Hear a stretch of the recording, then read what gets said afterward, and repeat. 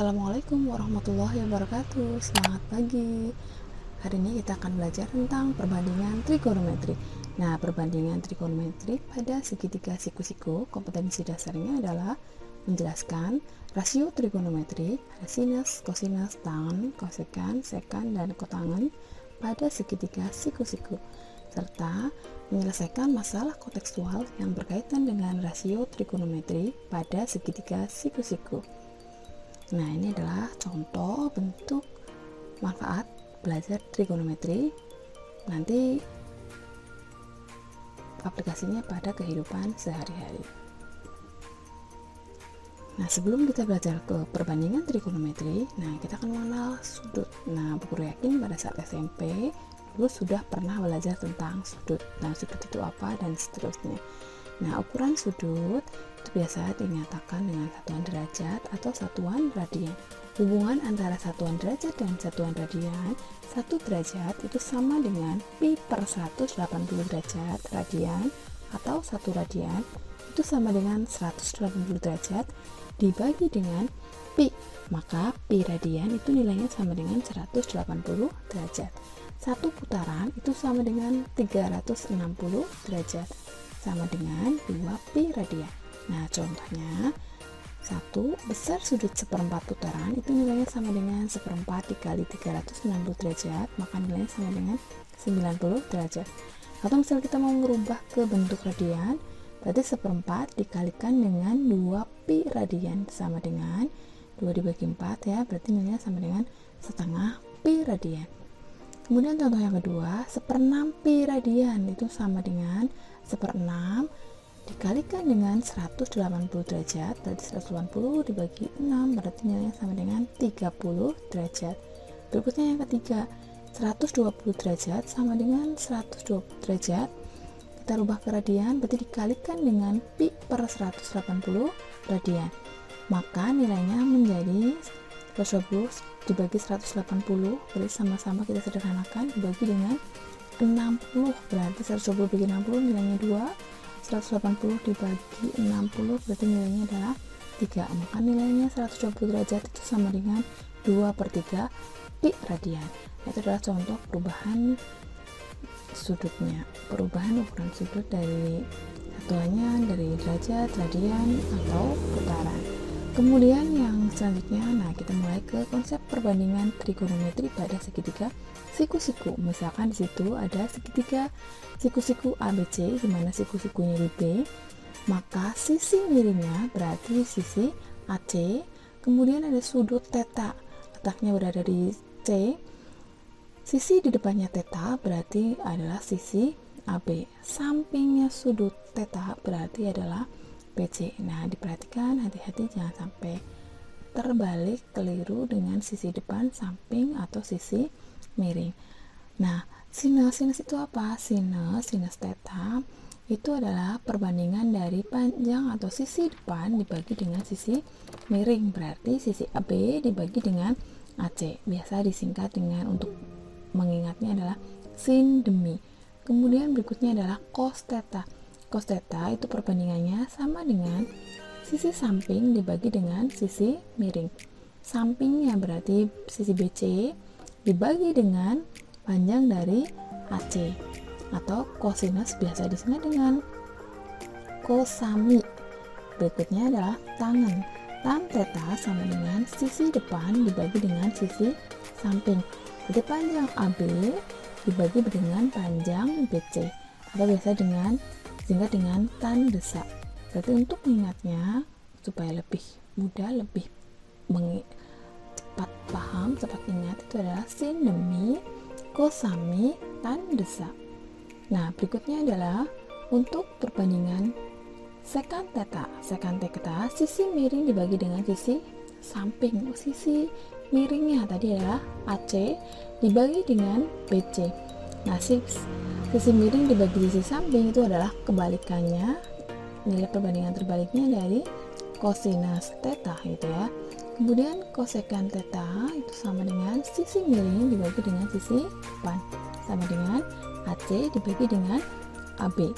Nah, ini kebalikannya dari sinus. Kemudian kotan theta sama dengan sisi samping dibagi dengan sisi depan. BC dibagi dengan AB. Ini perbandingan terbaliknya dari tangan. Nah, itu adalah perbandingan trigonometri, dipahami, diingat-ingat. Kemudian contohnya, misalkan di sini ada segitiga siku-siku PQR, siku-sikunya berarti berada di Q. Kemudian ada sudut alfa letaknya di P. Nah, kira-kira sisi miringnya bersisi apa? Ya. Kemudian sampingnya sudut alfa itu berarti sisi apa? Gitu ya. Depannya sudut alfa berarti merupakan sisi QR.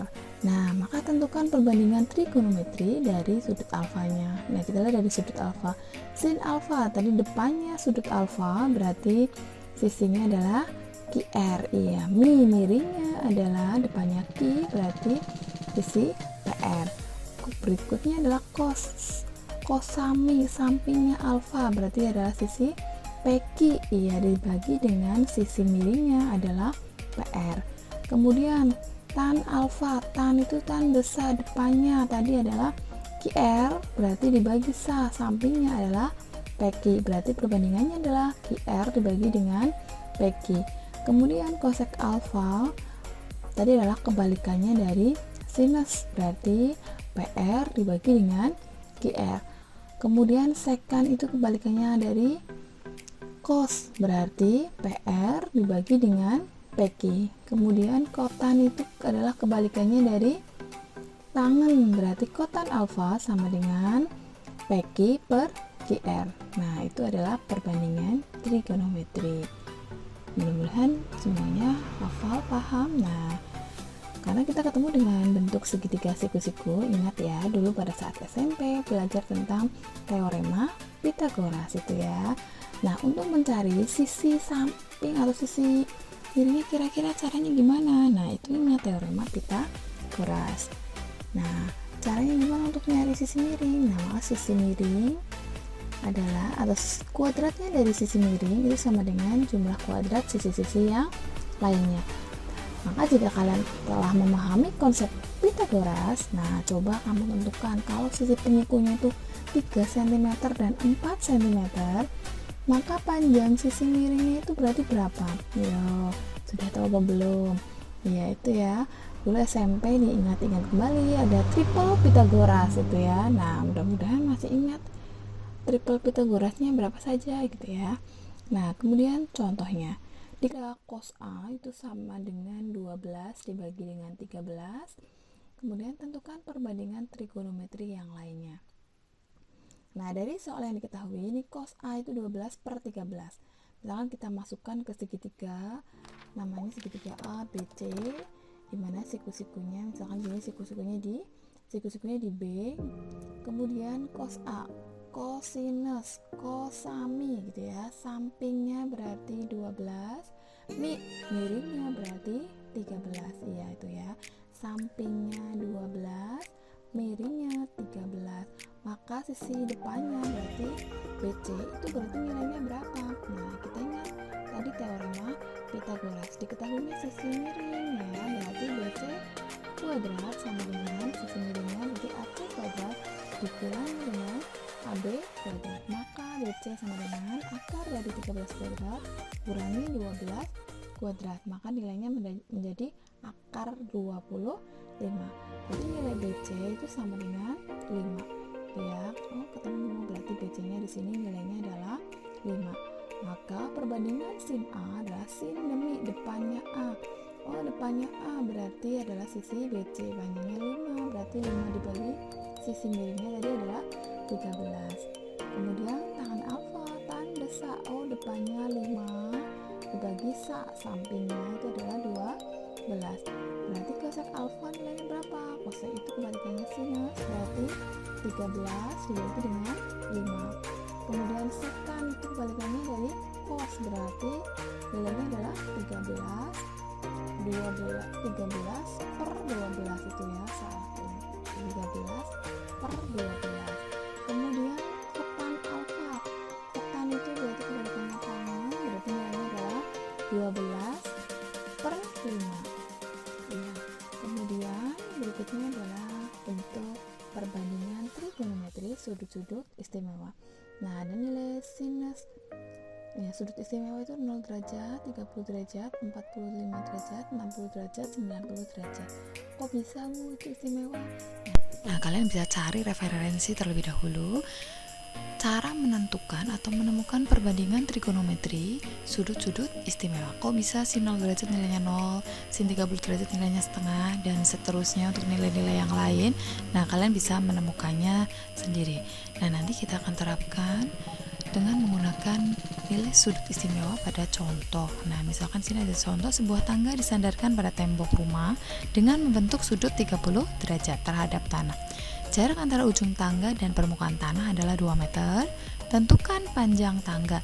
Nah, misalkan kita gambar ilustrasinya, itu ada segitiga ABC, siku-sikunya di A, maka sisi miringnya adalah sisi BC. Nah, BC ini merupakan panjang tangga.